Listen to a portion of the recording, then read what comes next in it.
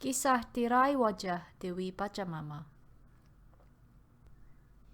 Dengan sangat hati-hati, saya memegang patung mengkilap Pacamama yang telah saya bungkus dengan rapi ke dalam ransel usang saya. Saya melihat pacar saya, Elaine, dan dia memandang saya kembali sambil mengangguk dengan yakin. Inilah dia tempatnya. Kita sedang berada di ruang makam suci Sang Dewi Pacamama, Dewi orang-orang bumi Inka di Amerika Utara. Reinkarnasi dari seorang makhluk luar bumi, Zitan, yang telah mengambil bentuk seorang dewi untuk mencari pengikut-pengikut para manusia yang sederhana.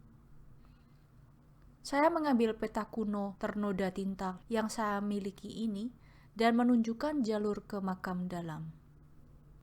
Inilah dia, lokasi yang telah ditandai Juan Pizarro. Meskipun kami belum mendapatkan apa yang pernah dicarikan para saintis pada tahun 1540, kami sudah mendapatkan patung Pacamama yang kita tahu berfungsi sebagai kunci untuk menuju tempat makam bait suci. Saya melihat secara teliti ke dinding ruang pemakaman. Saya melihat ada satu celah yang berbentuk persis seperti patung yang kami temukan. Saya berpikir, mungkin patung ini bisa dimasukkan ke celah itu, dan saya mendengar suara Elaine yang bimbang.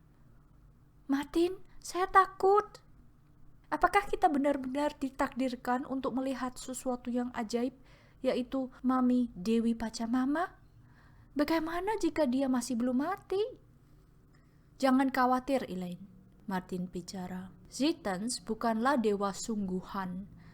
Dan jika Pacamama dikurung di sini berabad-abad yang lalu, dia pasti sudah binasa sekarang," jawab saya. Tetapi saya merasa bahwa kegelisahan pasangan saya mempengaruhi saya. Saya menyingkirkan ketakutan saya ini. Saya di sini dalam sebuah misi, dan saya akan menyelesaikan misi ini. Saya memasukkan patung ke dalam celah lubang, dan saya siap-siap menunggu sesuatu yang akan terjadi. Tiba-tiba, dinding sekitar bergerak, dan muncullah sebuah terowongan. Aku tiba-tiba mendengar suara yang melengking dan mendesis, seperti suatu nyanyian nada yang tidak masuk akal dalam bahasa aneh. "Suara apa itu?" Elaine berseru. "Oh, ini hanya rekaman. Pengikut Pacamama mungkin menggunakannya untuk menjauhkan penduduk setempat setelah mereka mengubur Pacamama itu," jawab saya dengan kepercayaan diri yang tidak asli. "Sudah, jangan buang waktu. Kita punya misi yang penting. Sekarang aku akan masuk ke lorong ini," saya melanjutkan. "Aku tidak mau ke sana," Elaine berkata dengan takut dan bimbang. "Ya sudah, kalau begitu aku akan pergi sendiri," jawabku kesal, dan berjalan masuk ke terowongan gelap ini.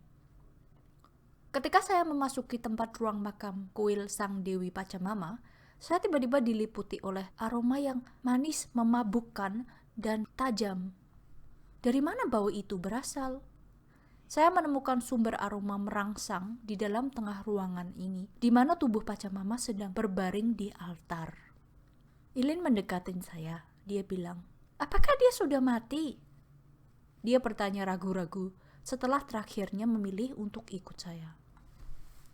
"Iya, tampaknya ada satu cara untuk mencari tahu yang pasti," jawab saya. "Tapi mengapa Mami kok bisa bau seperti itu?" Elaine bertanya. "Mungkin ini dulunya adalah teknologi Zitan untuk memelihara kondisi mumi," jawabku ketika aku berjalan ke Pacamama dan menyentuh badannya. Tubuh itu dingin dan berminyak, membuatku perasaan sangat jijik. "Apakah yang harus saya lakukan sekarang?" Saya bertanya kepada suara halus aneh yang sudah mendiami kepala saya sejak kejadian kecelakaan bis di Nepal pada tahun 2022 yang lalu. Semenjak kepala saya terbentur keras. "Misi Anda di sini adalah untuk memperoleh tirai wajah Pacamama. Ambillah tirai wajah dia, bakarlah tubuhnya. Manusia masih berusia 10 tahun tentang keberadaan makhluk-makhluk kita." "Iya, Permaisuri Dewi Rangda," jawabku sambil mengambil tirai wajah Pacamama. Kami terus membakar badan kering Pachamama dan cepat-cepat meninggalkan kuil rahasia ini tanpa sepatah kata pun.